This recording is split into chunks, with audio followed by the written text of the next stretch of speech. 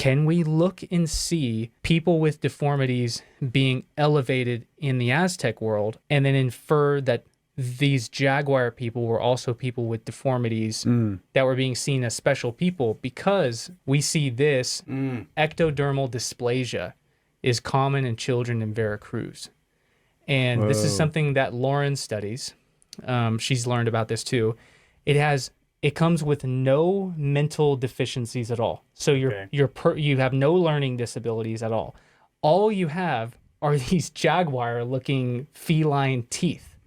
And this is common, and it's becoming less and less, and like drastically less common in kids in Veracruz, but it's still disproportionately common in children there. So, So the implication may be that like children who were born with this, they were like, this is a shaman, and they would go to this right. And maybe it was very rare, like in deep time. Yeah. But they were bred.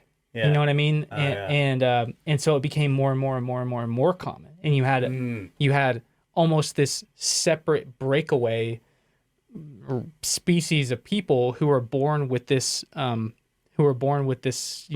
disability or whatever. But it wasn't seen as disability to them. It was seen that the spirit of the jaguar is in you, and you're like a half jaguar person. Yeah.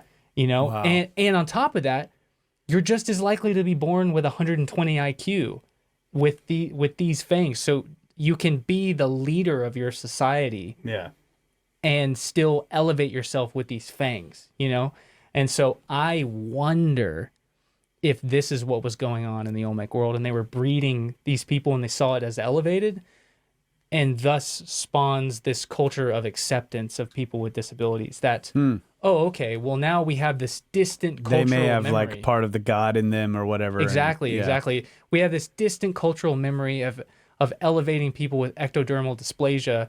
So every time somebody is born with something different about them, it means that some other type of god in their pantheon has touched them, and there's something special about them. So I wonder what they would have thought of people with gigantism or whatever. Yeah, and specifically that when you get a huge head, like what is it called? I can't remember. Hydroencephaly, something like that. I don't know. I'm not sure I know of this. But if they were elevating people with deformities, you know, and we also know that they depicted people with elongated heads. So if a child is born with or starts to develop this enormous head, maybe that becomes a cultural trend, and then they start trying to elongate their heads artificially. And so this is kind of, this ectodermal dysplasia thing is one of these things that I think is like very interesting, where and there's no there really, I mean, there are some papers out there that explore this idea, but you're not going to see this in an Olmec textbook. You know, it's very French. It's very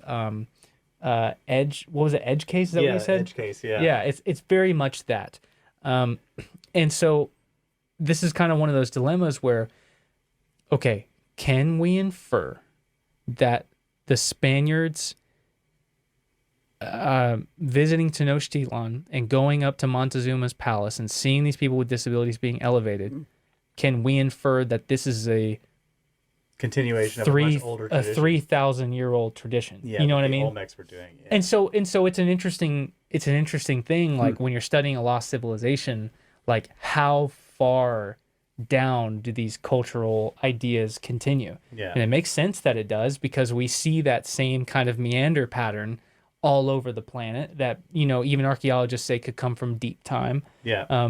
So it's just interesting seeing this, what might be this cultural thought continuing for thousands of years. Anyways, one of the strange things about Teotihuacan was when the conquistadors went into Montezuma's palace, they saw that in his palace, all of the, you know, there had to be people there with Down syndrome. There had to be people there that were like, there were deformed people in the palace. So imagine like Jabba's palace in Return of the Jedi. Yeah. You know, you have all how he had all the strange people around him. Yeah. That's what it would have been like. And you would have seen all these deformed people living luxurious lives in the palace, being taken cared for and treated like royalty. And they thought this was weird because they definitely saw people with Down syndrome. They definitely saw people that were like hunchbacked and had, you know, all these strange deformities that also exist, you know, back in Europe. Yeah.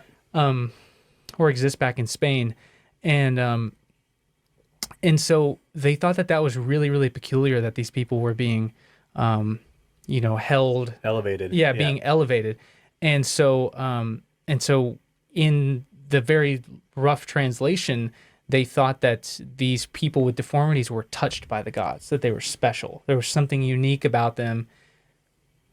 We don't really know what that is because very quickly afterwards, all the Aztecs were killed. But then in the Maya world, as the Maya world is excavated more and more, we see on murals at the bottom of the temples that dwarves are being elevated. In Egypt as well.